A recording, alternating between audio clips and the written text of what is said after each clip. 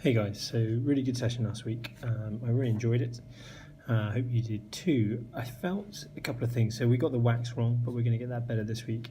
And then the second thing was that actually I didn't think that you really always got what I was asking you to do. So this week what I'm going to do is I'm actually going to show you in a video first. So I want you to use this slightly rounded blocks today. You can see you've got an upper right 6, an upper right 7 and an upper right 5, and this is the tooth that I want us to carve this week.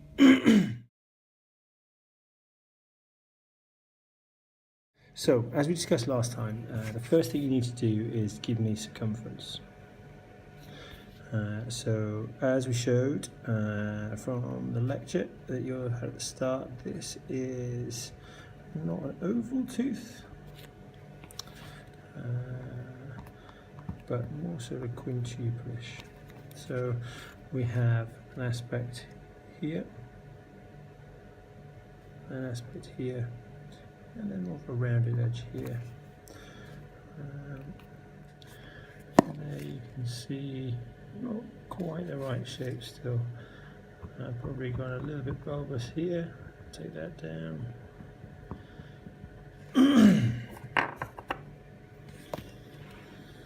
For this, you can use your warts, your half Holland back, sorry, or you can use your Lacron. Both are absolutely fine. And you're trying to line up here, looking down the long axis there, you're trying to line up this angle here with this cusp here, so that you get a nice arc moving in there. And again, the same for this angle here. So at the moment the bulbosity is probably a little bit far out, so I'm going to take a little bit more of that off. Okay, so that gives me my angles there. Now I'm going to line up the fossa. Now if we look at the previous tooth here, we're talking in triangles again here. You can see a really clear triangle here, and then a separate triangle here, and then you've got the marginal ridge that runs around here. A bit of an air blow in there, but no worries. Now what a lot of people try and do is they try and bring the marginal fissure too close to the marginal ridge, or they try and copy that edge. It doesn't really exist like that in nature. It can work in some of your restorative work to bring that to there, but it looks better every time if it opposes it like that. So here we've got triangles running in here to a central fossa ridge. So now with this here, I'm going to pick that out and I'm going to be going for that in the centre of the tooth here. And I'm going to start working on bringing that down. And again, as I'm going into this here, I'm thinking about the depth, and the whole purpose for putting the teeth onto this here for you is so that you can compare that depth with teeth either side. It's not just a fictitious cusp that you're building there. You're trying to match this tooth here to this tooth here. So if I look down my long axis again there, you see that? Yeah, you can. Okay. My depth there, you can see what a couple of mil there. I've still got a long way to go between those two, so I can keep on digging away quite happily. My blade is working vertically, because if I work with it laterally, so when I say laterally I mean more like this, actually it means that I don't have the opportunity to get the nice inward lines that I can bring in otherwise. So if I work with it flat like this, I end up with a really flat cusp, and no one really wants a flat cusp. See, I've now got that fissure, the fissure there that I'm going to be expanding out, and now what I'm going to try and do is develop these triangles. As discussed last time, I'll try and work with the buckle ones first. So we'll work here.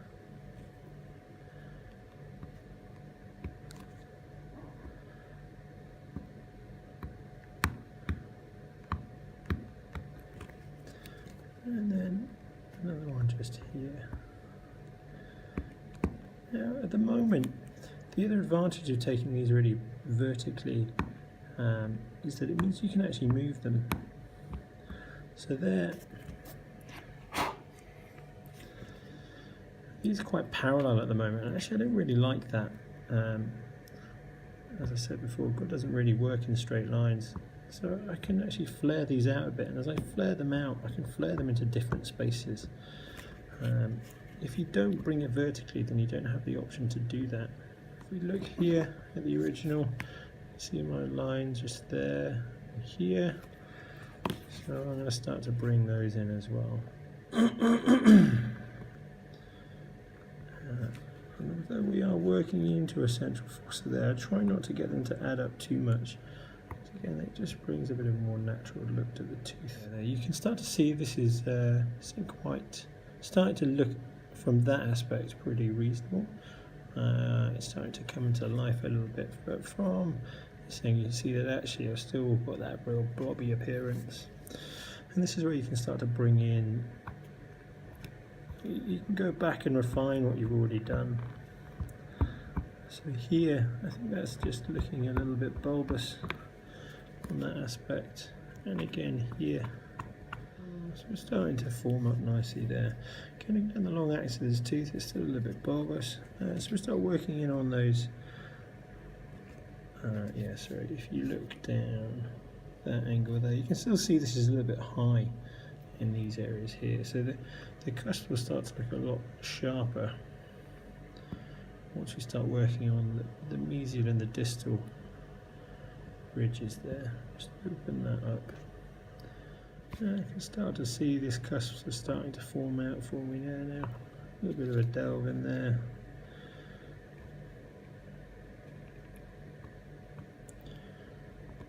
Yeah. Then start working on bringing that around. And as I said, I'm flaring out the contact, flaring out those vertical fissure lines I put in as guides earlier on. As I do that, I can curve them or bend them as I want to. That's starting to look more and more like a tooth now, less like a big lump of wax.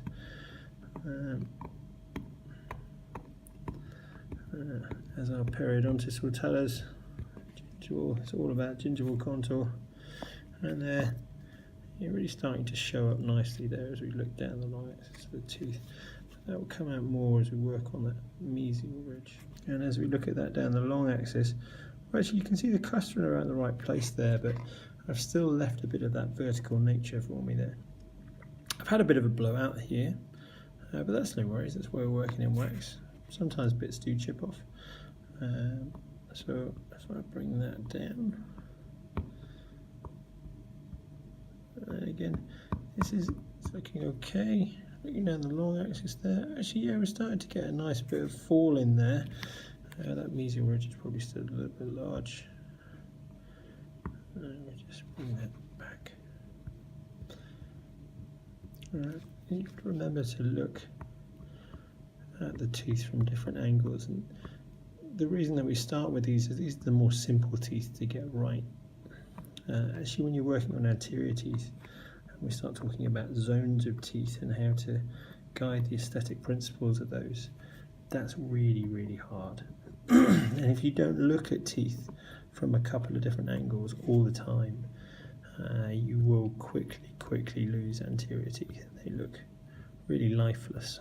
You need to be looking down the long axis and from the occlusal surface on a regular basis. Pretty much only used that end of that so far. Mine has a slightly different hook on the other end. I prefer that for wax carving. I don't use it for clinical stuff. But for now, for the detail in the fissure pattern, you got a little fissure burnisher. I can just bring things to life now. So here, I'm just going to put in some curves.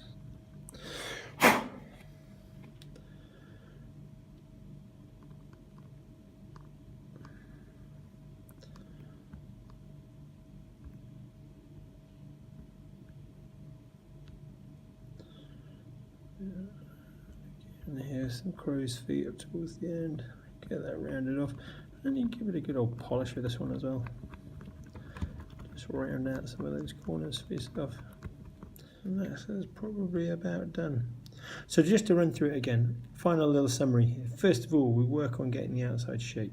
Then we put the fissure pattern in, or the initial fissure pattern in. In this case, it's a groove in the center, and you leave the ridges and the cusps. From there in, you then recess. You go back and you look, have I put that Fisher pattern in quite the right place? And actually, if I'm hypercritical of myself here, it's on the midline there, but maybe that tooth's a little bit rotated, and actually maybe I should have been a bit flatter. And what I've done to make that better is I have slimmed that down a little bit around the outside. It makes it work okay. It's possibly not perfect. And then we come in and we start putting in the triangles. So I'm looking at my labial triangle first, my palatal triangle second. Then once they're in place, I brought in the buccal ridges. Sorry, the mesial and distal ridges. And we started to bring those a bit flatter. Then we started looking down the long axis. We're making sure that my marginal ridges are the right height. They are good. And then we start bringing in some of the finer detail. A couple of crow's feet here and there. I guess we don't have too many crows in this country, maybe I should say. Hornbill feet, yes, hornbill feet. Bah. And